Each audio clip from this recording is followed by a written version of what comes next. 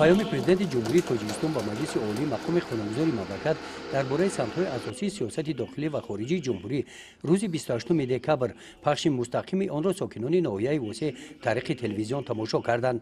برای تماشای پیام سالانه رهبری دولت در همه تشکیلات و مؤسسه‌ها شرایط‌های مساعد فراهم آورده شدند.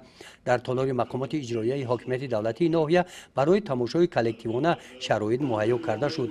اینجا رئیس ناحیه، جانشینان رئیس، مدیران بخش و شعبه‌های دستگاه رئیس ناحیه، کارمندان ریاست آمار ناحیه، سابقه‌داران مهنت پیام پرزیدنت جمهوری تاجیکستان را با توجه بلند تماشا کردند. در این روز در بینای شعبه معارف ناحیه و همه مؤسسه‌های تعلیمی تلویزیون راه گذاشته شده معارفچیان با پیام سالانه سروری دولت شناس گردیدند.